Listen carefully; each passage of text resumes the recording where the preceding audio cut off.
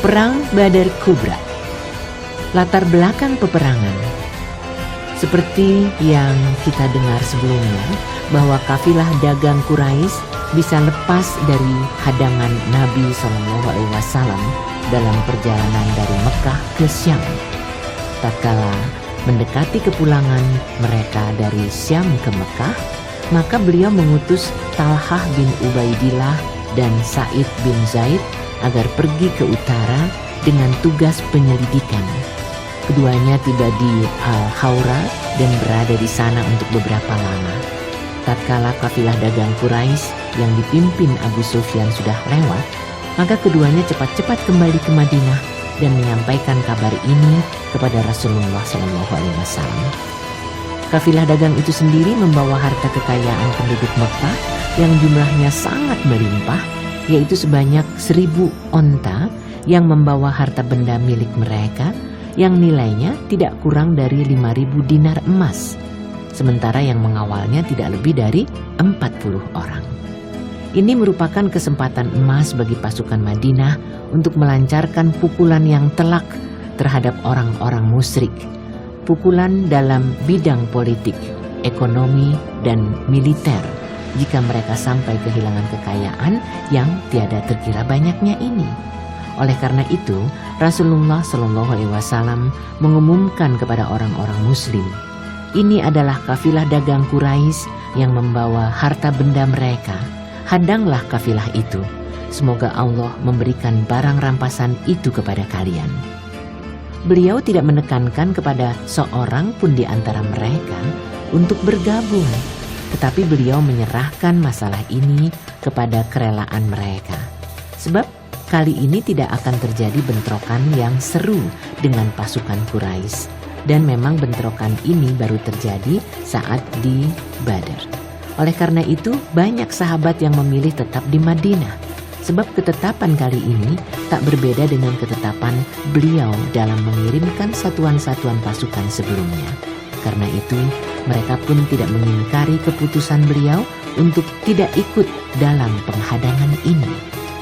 Kadar kekuatan pasukan Islam dan pembagian komando. Rasulullah SAW mengadakan persiapan untuk keluar beserta 313 atau hingga 317 orang, terdiri dari 82 hingga 86 dari Muhajirin, 61 dari Aus, dan 170 dari Khazraj. Mereka tidak mengadakan pertemuan khusus, tidak pula membawa perlengkapan yang banyak. Kudanya pun hanya 2 ekor, seekor milik Az-Zubair bin Al-Awam dan satu lagi milik Al-Mikdad bin Al-Aswad Al-Kindi. Sedangkan ontanya ada 70 ekor, 1 ekor dinaiki 2 atau 3 orang. Sementara Rasulullah SAW naik seekor unta bersama Ali bin Abu Thalib dan Marsad bin Abu Marsad Al-Ganau. Beliau mengangkat Ibnu Ummi Maktum menjadi wakil beliau di Madinah. Namun setibanya di Ar-Rauhah, pengangkatan Ibnu Ummi Maktum sebagai wakil yang menggantikan kedudukan beliau di Madinah ini disanggah Abu Lubabah bin Abdul Muzir. Maka kemudian beliau mengganti Ibnu Maktum dengan Abu Lubabah. Bendera komando tertinggi yang berwarna putih diserahkan kepada Mus'ab bin Umair al-Quraisy al-Abdari. Sementara pasukan muslimin dibagi menjadi 2 batalion. 1 batalion Muhajirin yang benderanya diserahkan kepada Ali bin Abu Thalib. 2 batalion Ansar yang benderanya diserahkan kepada Sa'ad bin Mu'az. Komando front kanan diserahkan kepada Az-Zubair bin Al-Awam dan front kiri diserahkan kepada Al-Mikdad bin Amr, karena hanya mereka berdualah yang naik dalam pasukan itu, dan pertahanan garis belakang diserahkan kepada Qais bin Sasa'ah. Komando tertinggi berada di tangan beliau. Pasukan Islam bergerak ke Badar. Tanpa rasa gentar sedikit pun, Rasulullah SAW berangkat dari jantung Madinah bersama pasukan ini, berjalan melewati jalur pokok menuju Mekah hingga tiba di Sumur Ar-Rauhah yang sekalipun belum pernah didatangi beliau. Dari sini beliau tidak mengambil jalan ke kiri yang menuju Mekah, tetapi justru mengambil jalan ke arah kanan menuju Badr, melewati Rahakan dan tiba di As-Safra. Dari sana beliau mengirim Basbas bin Amr dan Adi bin Abu Az-Zaba al-Juhannya agar pergi ke Badr untuk mencari berita tentang kafilah dagang Quraisy. Peringatan di Mekah. Abu Sufyan yang bertanggung jawab penuh terhadap keselamatan kafilah dagang Quraisy bertindak sangat hati-hati dan waspada. Dia tahu bahwa jalur ke Mekah penuh dengan risiko. Maka dari itu, dia pun mencari-cari informasi, bertanya kepada siapapun yang ditemuinya di jalan. Hingga akhirnya dia mendapat kabar yang meyakinkan bahwa Muhammad SAW telah pergi bersama rekan-rekannya untuk menghadang kafilah. Pada saat itu Abu Sufyan mengupah Damdam bin Amr al-Ghifari agar pergi ke Mekah, memberitahu orang-orang Quraisy guna mengirim pertolongan untuk menyelamatkan kafilah dagang mereka dan menghadapi Muhammad beserta rekan-rekannya. Maka Damdam mengadakan perjalanan cepat hingga selamat tiba di Mekah. Dengan baju yang terkoyak-koyak dan bekalnya yang acak-acakan, dia berdiri di tengah punggung ontanya yang hidungnya sudah tampak buruk di tengah lembah sambil berteriak, "Wahai sekalian orang-orang Quraisy, kafilah, kafilah! Harta benda kalian yang dibawa Abu Sufyan telah dihadang Muhammad beserta rekan-rekannya. Menurutku kalian harus menyusulnya. Tolonglah, tolonglah!" Gambaran pasukan Quraisy dan persiapan sebelum perang. Seketika itu pula semua orang bersiap-siap. Mereka berkata, apakah Muhammad dan rekan-rekannya mengira bahwa dia bisa menjadi seperti kafilah Ibnu Hadrami? Sama sekali tidak. Demi Allah, mereka pasti akan mendapatkan kenyataan yang berbeda. Mereka hanya ada dua pilihan, berangkat sendiri ataukah mewakilkan kepada seseorang. Semua penduduk Mekah hendak bergabung. Tak seorang pun pembesar mereka yang tertinggal kecuali Abu Lahab. Namun begitu dia mewakilkannya kepada seseorang yang masih berhutang kepadanya, bahkan beberapa kabilah Arab di sekitar mereka juga ikut bergabung. Semua perkampungan Quraisy ikut andil kecuali Bani Adi. Tak seorang pun di antara mereka yang ikut keluar. Kekuatan pasukan Mekah ini ada 1.300 orang pada awal mulanya. 100 kuda, memiliki 600 baju besi, dan onta yang cukup banyak jumlahnya dan tidak diketahui secara persis berapa jumlahnya. Komando tertinggi dipegang Abu Jahal bin Hisham. Ada 9 pemuka Quraisy yang bertanggung jawab terhadap rangsum yang dibutuhkan seluruh anggota pasukan. Sehari mereka menyembelih 9 ekor onta dan terkadang 10 ekor. Setelah semua orang Quraisy sepakat untuk berangkat, di antara mereka ada yang mengingatkan permusuhan mereka dengan Bani Bakar. Mereka khawatir Bani Bakar akan memukul mereka dari belakang, sehingga mereka bisa terjepit di antara dua kobaran api. Mereka benar-benar bimbang. Namun kemudian muncul seorang iblis yang bernama Surakah bin Malik bin Ju'sum al-Mudliji, pemimpin Bani Kinanah, lalu berkata kepada mereka, "Akulah yang akan menjamin bagi kalian andaikan Bani Kinanah memukul kalian dari belakang yang dapat merugikan kalian." Pasukan Quraisy bergerak. Setelah persiapan dianggap selesai, mereka pun berangkat meninggalkan tempat mereka. Sikap mereka telah digambarkan Allah dalam firman-Nya, dengan rasa angkuh dan dengan maksud ria kepada manusia serta menghalangi orang dari jalan Allah. Surat Al-Anfal ayat 47. Mereka datang seperti yang digambarkan Rasulullah SAW dengan membawa kemarahan dan senjata mereka. Mereka memusuhi Allah dan Rasul-Nya. Mereka pergi dengan membawa kemurkaan dan kedengkian terhadap Rasulullah SAW serta para sahabat, di samping untuk menyelamatkan kafilah dagang mereka. Mereka bergerak dengan cepat, lurus ke arah utara menuju Badr.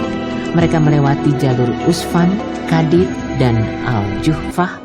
Di sana datang surat dari Abu Sufyan yang isinya, "Sesungguhnya kalian keluar hanya untuk menyelamatkan kafilah dagang, orang-orang kalian dan harta benda kalian. Allah telah menyelamatkan semuanya. Karena itu lebih baik kembalilah." Kafilah dapat meloloskan diri. Seperti yang dituturkan Abu Sufyan, tadinya dia mengambil jalur pokok yang menuju Mekah. Oleh karena itu dia meningkatkan kewaspadaan dan selalu menyelidiki. Tatkala kafilahnya sudah mendekati Badr, dia mendahulukan rombongan hingga bertemu dengan Majdi bin Anur dan menanyakan pasukan Madinah kepadanya. "Aku tidak melihat seorang pun yang dicurigai. Hanya saja tadi kulihat ada 2 orang penunggang yang berhenti di bukit itu," jawab Majdi. Setelah mengisi kantong air, keduanya pun pergi. Abu Sufyan segera mendatangi tempat menderum onta 2 orang yang dimaksudkan Majdi dan meneliti kotorannya, yang ternyata di sana ada biji-bijian yang masih utuh. Dia berkata, "Demi Allah, ini adalah makanan hewan dari Yatsrib." Secepat itu pula dia kembali menemui kafilahnya dan mengalihkan arah perjalanan menuju ke barat, menuju pesisir pantai, tidak jadi mengambil jalan pokok yang melewati Badr, tepatnya ke arah kiri. Dengan cara itu, kafilah Abu Sufyan bisa selamat dari hadangan pasukan Madinah, lalu mengirim surat ke pasukan Mekah yang sudah tiba di Al-Juhfah. Kebimbangan pasukan Mekah. Setelah menerima surat ini, terbersit keinginan pasukan Mekah untuk kembali. Tetapi dengan sikap yang angkuh dan sombong, Abu Jahal berkata, "Demi Allah, kita tidak akan kembali kecuali setelah tiba di Badr. Kita akan berada di sana selama 3 hari sambil menyembelih hewan, makan besar, menenggak arak, dan para biduanita menyanyi untuk kita. Biar semua bangsa Arab mendengar apa yang sedang kita lakukan dan perjalanan kita, sehingga mereka senantiasa getar menghadapi kita." Sebenarnya Al-Akhnas bin Syarik sudah menyarankan Abu Jahal untuk kembali saja.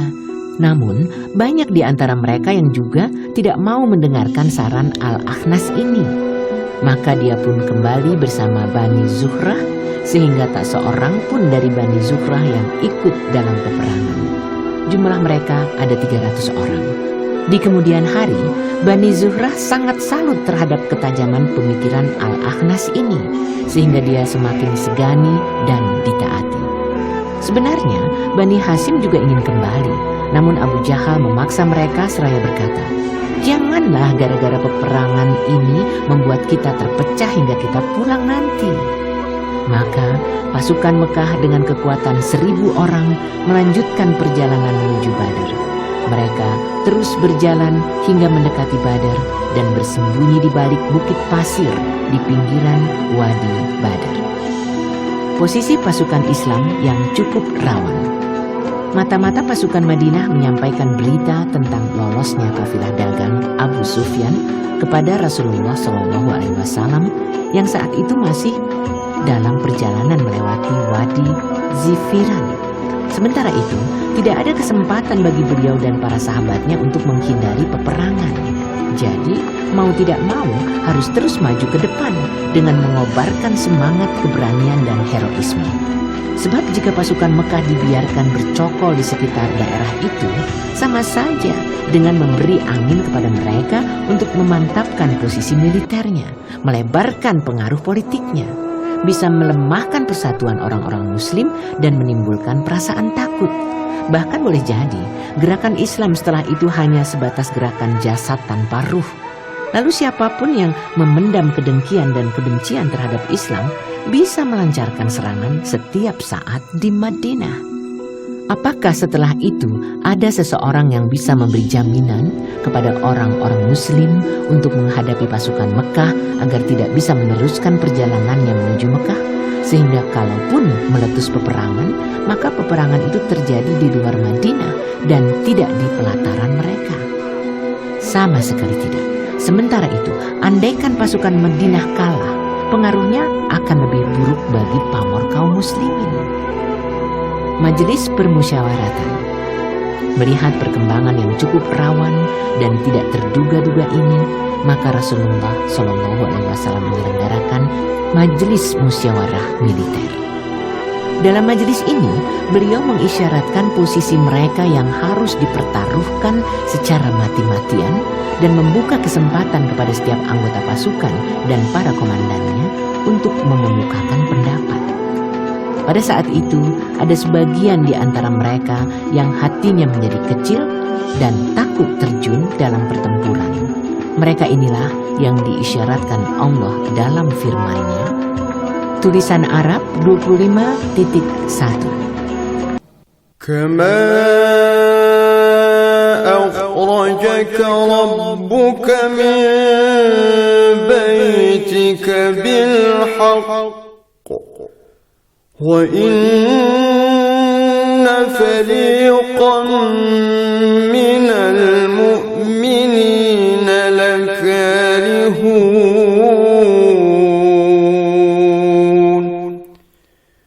yujadilunaka fil haqqi ba'dama tabayyana ka'annama yusaquna ilal maut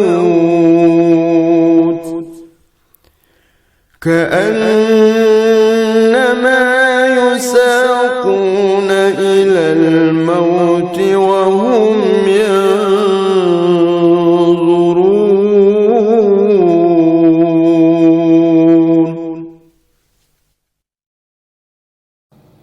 Sebagaimana Rabb-Mu menyuruhmu pergi dari rumahmu dengan kebenaran, padahal sesungguhnya sebagian dari orang-orang yang beriman itu tidak menyukainya.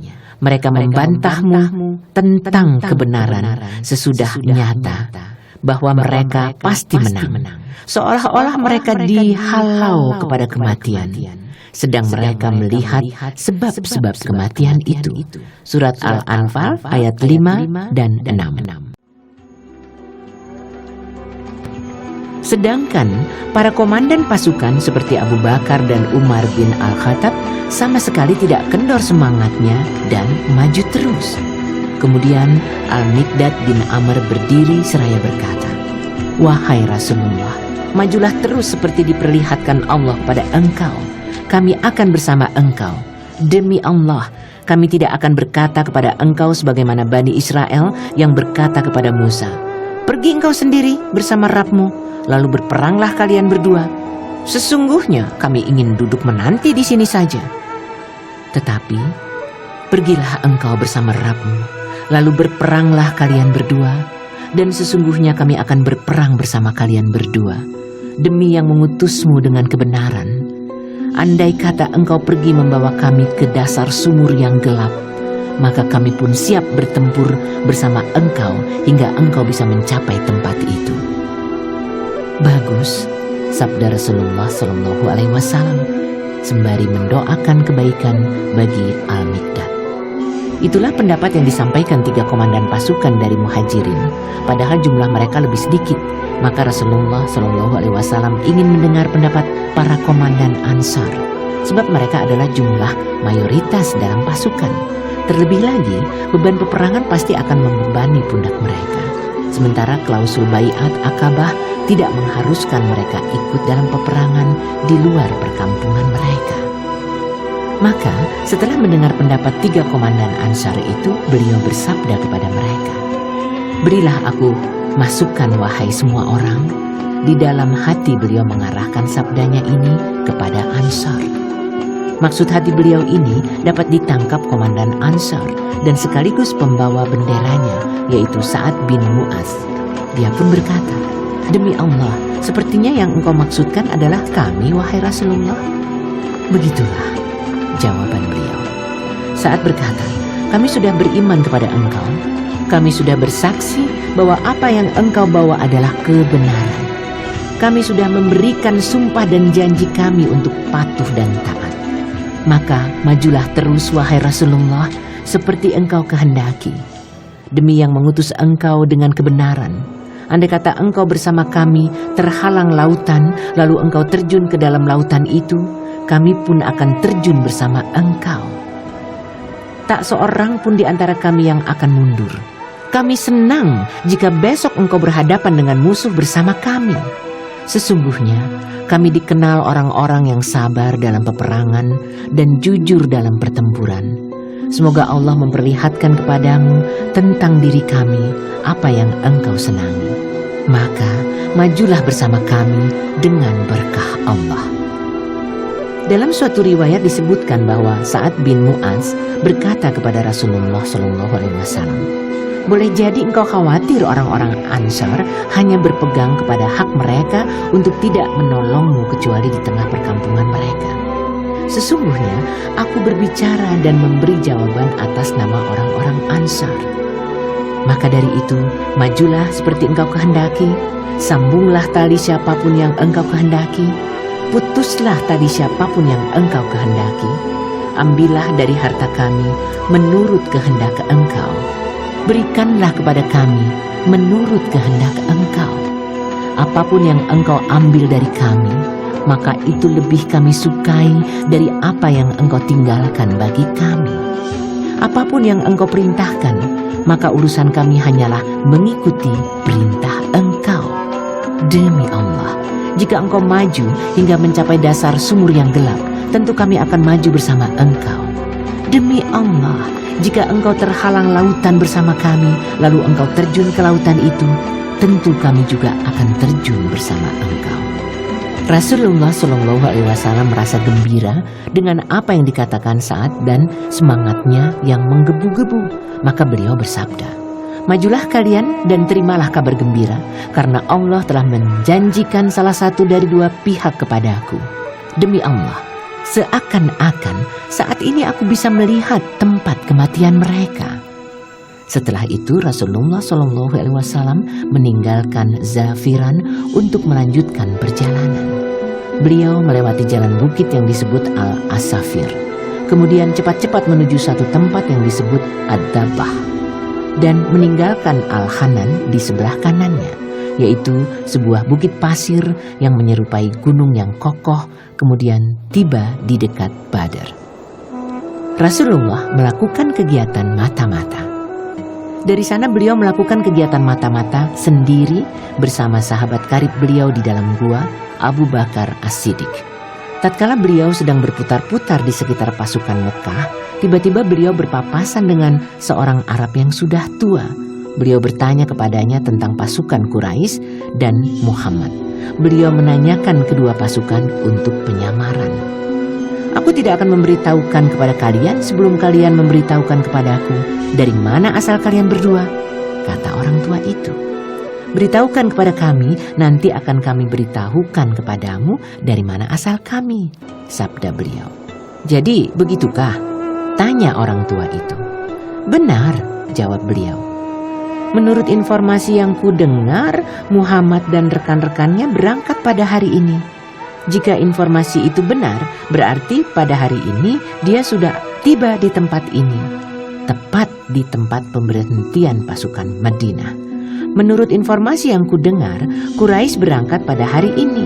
Jika informasi ini benar, berarti mereka sudah tiba di tempat ini, tepat di tempat pemberhentian pasukan Mekah. Setelah itu dia bertanya, lalu dari mana asal kalian berdua? Beliau menjawab, kami berasal dari setetes air. Setelah itu beliau beranjak pergi, meninggalkan orang tua itu terlongong keheranan. Dari setetes air yang mana? Ataukah dari setetes air di Irak? Memperoleh data yang akurat tentang pasukan Mekah. Pada sore harinya, beliau mengirim beberapa mata-mata lagi untuk mencari data tentang musuh. Tugas ini diserahkan kepada 3 orang komandan muhajirin, yaitu Ali bin Abu Thalib, Az-Zubair bin Al-Awam, dan Sa'ad bin Abi Waqqas, dengan beberapa orang lagi. Mereka pergi ke mata air Badr, dan di sana mereka bertemu dengan 2 pesuruh yang tugasnya mengambil air untuk kebutuhan pasukan Mekah. Mereka langsung membelenggu 2 pesuruh itu dan membawanya ke hadapan Rasulullah SAW. Karena beliau masih sholat, maka mereka mengorek keterangan dari keduanya. Mereka berdua menjawab, kami adalah para pesuruh Quraisy. Mereka memerintahkan agar kami membawa air bagi kebutuhan mereka. Namun mereka tidak puas dengan jawaban itu. Mereka menginginkan mereka berdua adalah pesuruh Abu Sufyan. Bagaimanapun juga mereka masih menyisakan harapan untuk dapat menguasai kafilah dagang yang dipimpin Abu Sufyan. Karenanya mereka memukuli kedua orang tua itu hingga kesakitan. Karena mendapat pukulan yang bertubi-tubi, mereka berdua menjawab, "Kami memang pesuruh Abu Sufyan." Barulah mereka menghentikan pukulan. Setelah selesai sholat, Rasulullah SAW bersabda seakan menyindir mereka, "Jika mereka berdua berkata jujur kepada kalian, maka kalian memukuli mereka. Namun jika mereka berdusta kepada kalian, maka kalian membiarkan mereka. Demi Allah, mereka berdua berkata jujur. Mereka adalah pesuruh Quraisy." Kemudian beliau bersabda kepada keduanya, "Kabarkanlah kepadaku tentang posisi pasukan Quraisy." "Mereka berada di balik bukit pasir yang bisa engkau lihat jika memandang ke arah Al-Udwatul Quswa," jawab mereka berdua. "Berapa jumlah mereka?" tanya beliau. "Banyak sekali." "Berapa tepatnya?" "Kami tidak tahu persis." "Berapa ekor binatang yang mereka sembelih setiap harinya?" tanya beliau. "Sehari 9 ekor dan besoknya lagi 10 ekor, jawab mereka berdua. "Berarti jumlah mereka antara 900 hingga 1000 orang, sabda beliau. Kemudian beliau bertanya lagi, "Siapa saja pemuka Quraisy yang bergabung di tengah mereka?"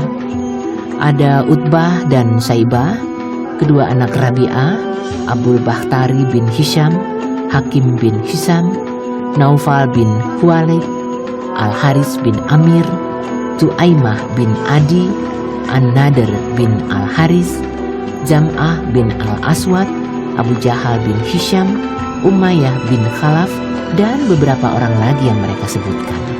Setelah itu Rasulullah SAW menghadap ke arah semua orang seraya bersabda, "Wahai semua orang, inilah Mekah yang telah menghantarkan jantung hatinya kepada kalian." Pada malam itu Allah menurunkan hujan yang deras sehingga orang-orang musyrik basah kuyup dan menghambat langkah mereka untuk maju. Tetapi bagi orang-orang muslim, hujan itu seakan memoleskan kebersihan mereka dan mengenyahkan daki-daki setan dari diri mereka.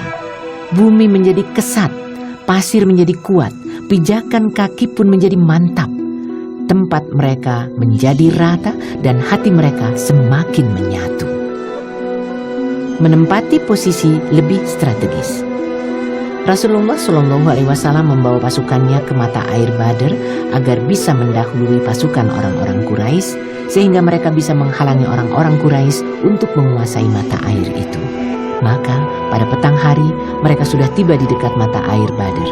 Di sanalah Al-Hubab bin Al-Munzir tampil layaknya seorang penasihat militer seraya berkata, "Wahai Rasulullah, bagaimana pendapat engkau tentang keputusan berhenti di tempat ini? Apakah ini tempat berhenti yang diturunkan Allah pada engkau? Jika begitu keadaannya, maka tidak ada pilihan bagi kami maju atau mundur dari tempat ini. Ataukah ini sekedar pendapat, siasat, dan taktik perang?" Beliau menjawab, "Ini adalah pendapatku, siasat dan taktik perang." Dia berkata, "Wahai Rasulullah, menurutku tidak tepat jika kita berhenti di sini. Pindahkanlah orang-orang ke tempat yang lebih dekat lagi dengan mata air daripada mereka, orang-orang musyrik Mekah. Kita berhenti di tempat itu dan kita timbun kolam-kolam di belakang mereka. Lalu kita buat kolam yang kita isi air hingga penuh. Setelah itu kita berperang menghadapi mereka.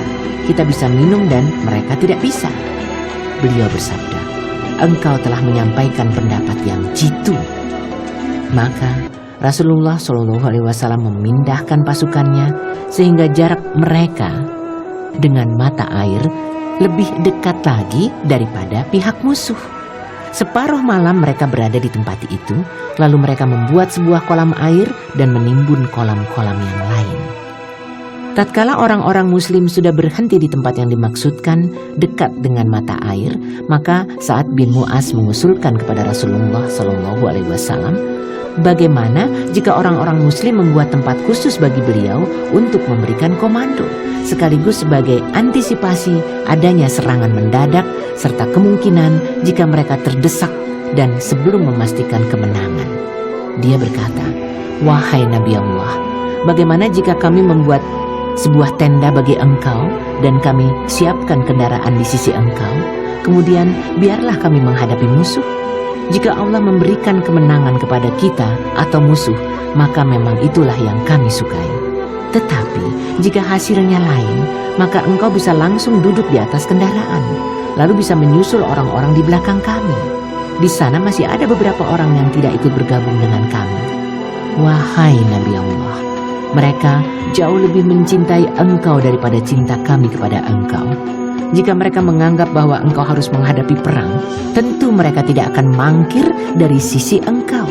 Allah pasti akan membela engkau bersama mereka, memberikan nasihat kepada engkau dan berjihad bersama engkau."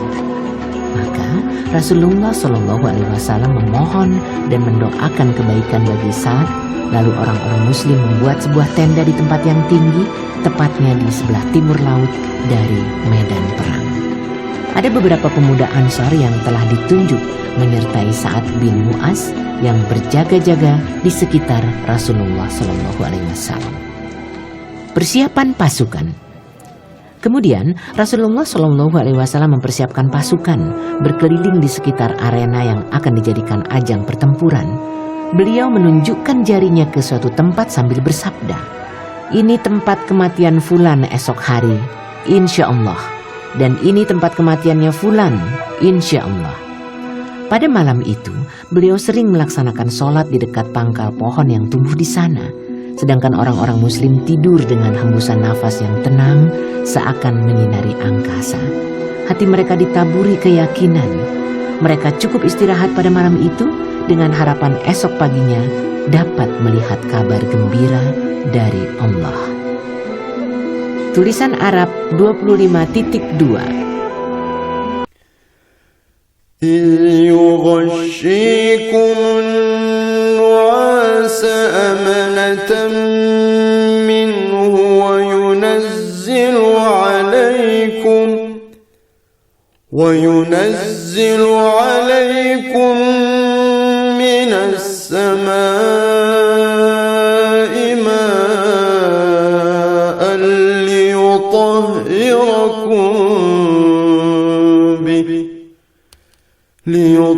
ليطهركم به ويذهب عنكم رجز الشيطان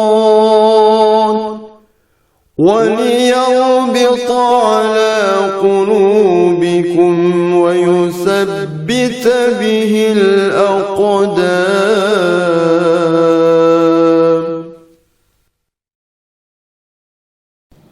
Ingatlah ketika Allah menjadikan kalian mengantuk sebagai suatu penenteram darinya, dan Allah menurunkan kepada kalian hujan dari langit untuk mensucikan kalian dengan hujan itu, dan menghilangkan dari kalian gangguan-gangguan setan, dan untuk menguatkan hati kalian dan memperteguh dengannya telapak kaki kalian. Surat Al-Anfal ayat 11.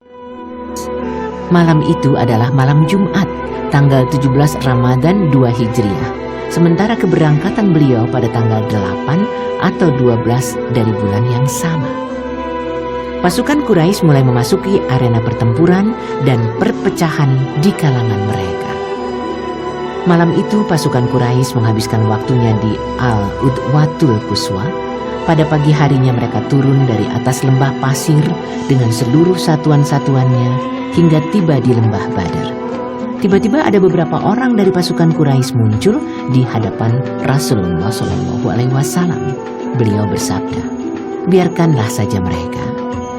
Tak seorang pun di antara mereka yang hendak mengambil air minum dari mata air, melainkan pasti mereka terbunuh, kecuali Hakim bin Hizam. Dia tidak terbunuh dan setelah itu dia masuk Islam. Setiap kali berjuang di sisi beliau, dia pun berkata, "Tidak, demi yang telah menyelamatkan aku dari perang Badar." Setelah pasukan Quraisy agak tenang, mereka mengutus Umair bin Wahb Al-Jumahi untuk menyelidiki dan menaksir seberapa besar kekuatan pasukan Madinah. Maka Umair berputar-putar di sekitar pasukan muslimin dengan menaiki kudanya.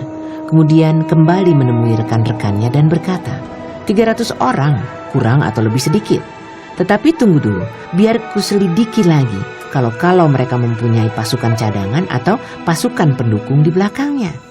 Lalu dia memacu kudanya hingga cukup jauh, dan setelah tak ada sesuatu pun yang dilihatnya, maka dia segera kembali lagi menemui pasukan Quraisy dan berkata kepada mereka, "Aku tidak melihat apapun, tetapi wahai orang-orang Quraisy, kulihat bencana besar yang membawa mimpi, kolam-kolam Yatsrib yang membawa kematian yang memilukan. Mereka adalah orang-orang yang tidak mempunyai tameng dan benteng kecuali pedang-pedang mereka. Demi Allah, tidak ada seseorang di antara mereka yang terbunuh, melainkan dia telah membunuh salah seorang di antara kalian. Jika jumlah mereka sama dengan jumlah kalian, maka tidak ada artinya hidup setelah itu. Maka pikirkanlah hal ini." Pada saat itu, ada pula aksi penentangan terhadap Abu Jahal yang ngotot untuk berperang. Aksi penentangan ini mengajak pasukan untuk kembali ke Mekah tanpa harus bertempur dengan musuh. Maka Hakim bin Hizam kembali bersama beberapa orang, lalu dia menemui Utbah bin Rabi'ah dan berkata, "Wahai Abul Walid, engkau adalah pemuka Quraisy, pemimpin dan orang yang dipatuhi. Apakah engkau ingin memperoleh kenangan yang manis sepanjang masa?" "Apa itu wahai Hakim?" tanya Utbah. "Pulanglah dengan orang-orangmu dan bawalah urusan sekutumu Amr bin al-Hadrami. Amr adalah orang yang terbunuh saat dipanah satuan perang muslimin di Nakhlah." Utbah berkata, "Aku pasti akan melakukannya dan engkaulah penjaminku atas tindakan ini. Memang dia adalah sekutuku, maka akulah yang akan menangani masalah tebusannya dan harta yang seharusnya milik dia." Kemudian Utbah berkata kepada Hakim bin Hizam, "Kalau begitu temuilah Abu Jahal. Aku tidak takut jika urusan orang-orang ini menjadi terpecah karena dia." Lalu Utbah bin Rabi'ah berdiri di hadapan mereka dan berkata, "Wahai semua orang Quraisy, demi Allah, sebenarnya tak ada gunanya kalian memerangi Muhammad dan rekan-rekannya. Demi Allah, kalaupun kalian bisa mengalahkannya, toh seseorang di antara kalian tetap memandang wajah seseorang yang membuatnya benci tatkala melihatnya, karena anak pamannya atau seseorang di antara kerabatnya ikut menjadi korban. Pulanglah dan biarkanlah urusan Muhammad dengan orang-orang Arab. Jika mereka dapat mengalahkannya, maka biarkan saja kalian tidak mendapatkan apa yang kalian inginkan."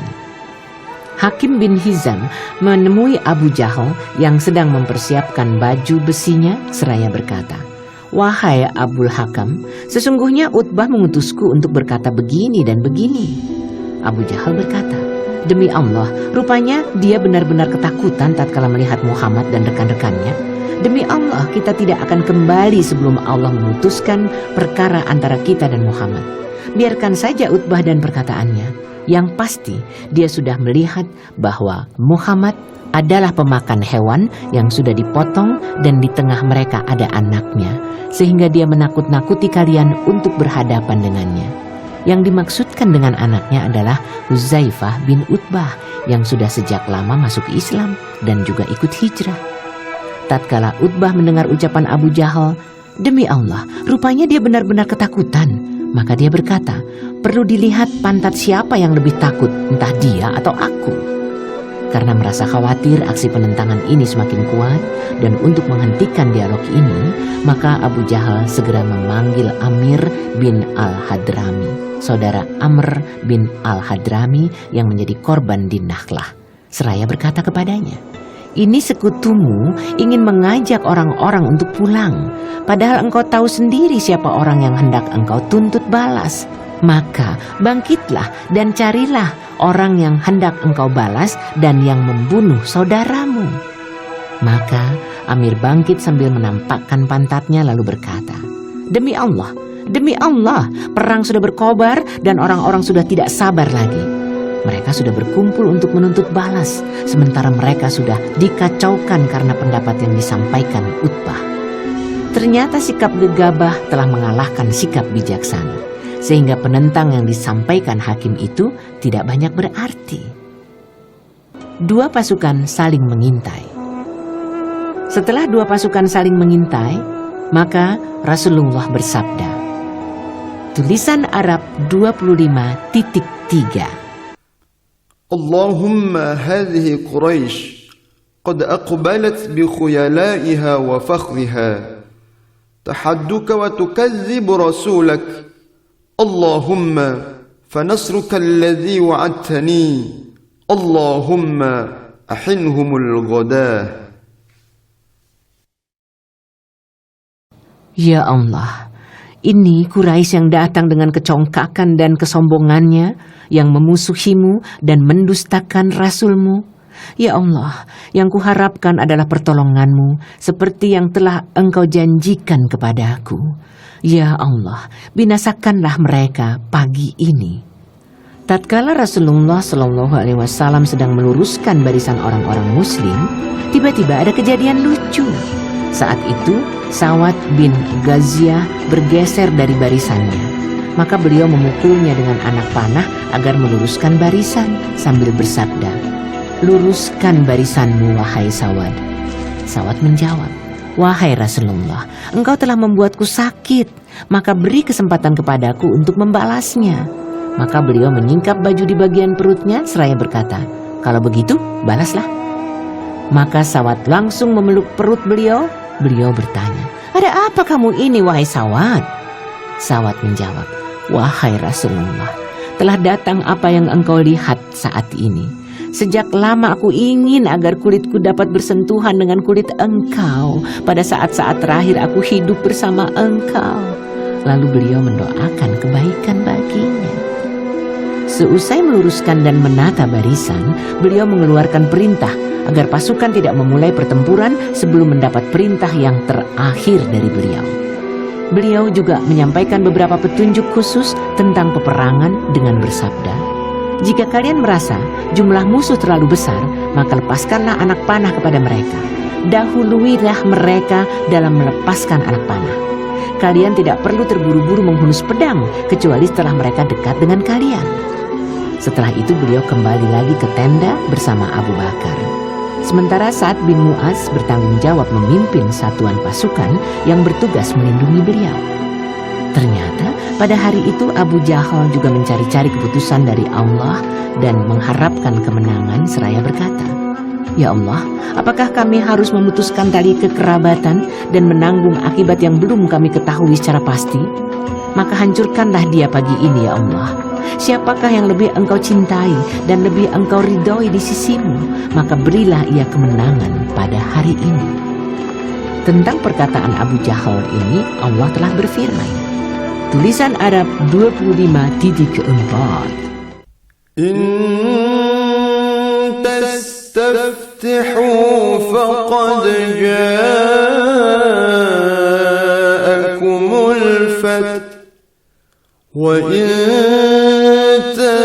تنتهوا فهو خير لكم وإن تعودوا نعد ولن تغني عنكم فئتكم شيئا ولو كثرت وأن الله مع المؤمنين.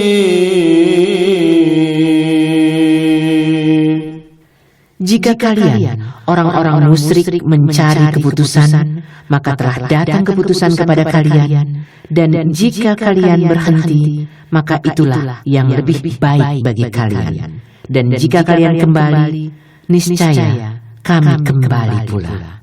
Dan angkatan perang kalian sekali-kali tidak akan dapat menolak kalian dari sesuatu bahaya pun, biarpun dia banyak, dan sesungguhnya Allah beserta orang-orang yang beriman. Surat Al-Anfal ayat 19. Bara perang mulai menyala. Yang pertama kali menyulut bara peperangan adalah Al-Aswad bin Abdul Asad Al-Makhzumi, seorang laki-laki yang perangannya kasar dan buruk akhlaknya. Dia keluar dari barisan pasukan Quraisy seraya berkata, "Aku bersumpah kepada Allah, aku benar-benar akan mengambil air minum dari kolam kalian, atau aku akan menghancurkannya, atau lebih baik aku mati karenanya." Kedatangannya langsung disambut Hamzah bin Abdul Muthalib radhiyallahu anhu. Setelah saling berhadapan, Hamzah langsung menyambernya dengan pedang, sehingga kakinya putus di bagian betis dan darahnya muncrat mengenai rekan-rekannya. Setelah itu, Al-Aswad merangkak ke kolam hingga tercebur di dalamnya. Tetapi secepat kilat Hamzah menyabetnya sekali lagi tatkala dia berada di dalam kolam. Inilah korban pertama yang kemudian menyulut api peperangan. Setelah itu muncul 3 penunggang kuda Quraisy yang handal yang berasal dari satu keluarga, yaitu Utbah bin Rabi'ah, Saibah bin Rabi'ah, dan Al-Walid bin Utbah. Tatkala mereka benar-benar sudah keluar dari barisan, maka mereka meminta untuk adu tanding. Maka muncul 3 pemuda Ansar, yaitu Auf bin Al-Harits, Muawidz bin Al-Harits, ibu mereka berdua adalah Afra, dan Abdullah bin Rawahah. "Siapakah kalian ini?" tanya 3 orang musyrik. "Kami orang-orang dari Ansar," jawab 3 orang muslim. "Aku menginginkan orang-orang terpandang. Kami tidak membutuhkan kalian. Kami hanya menginginkan kerabat pamanku." Lalu ada di antara orang-orang musyrik itu yang berseru dengan suara lantang, "Hai Muhammad, keluarkan orang-orang yang terpandang yang berasal dari kaum kalian." Rasulullah Shallallahu Alaihi Wasallam bersabda, "Bangunlah wahai Ubaidah bin Al-Haris, engkau Hamzah dan engkau Ali." Tatkala 3 orang muslim ini berdiri dan menghampiri 3 orang musyrik itu, mereka bertanya, "Siapa kalian?" Setelah pertanyaan ini dijawab, mereka pun berkata, "Memang kalian orang-orang terpandang." Ubaidah yang paling tua di antara mereka berhadapan dengan Utbah bin Rabi'ah. Hamzah berhadapan dengan Saibah bin Rabi'ah, dan Ali berhadapan dengan Al-Walid. Hamzah dan Ali tidak terlalu kesulitan melibas lawan tandingnya. Lain halnya dengan Ubaidah dan lawan tandingnya. Masing-masing saling melancarkan serangan hingga 2 kali dan masing-masing melukai lawannya. Kemudian Hamzah dan Ali menghampiri Utbah lalu membunuhnya. Setelah itu, mereka berdua memapah tubuh Ubaidah yang sudah lemah karena kakinya tertebas hingga putus. Dia sama sekali tidak mengeluh hingga meninggal dunia di As-Safra.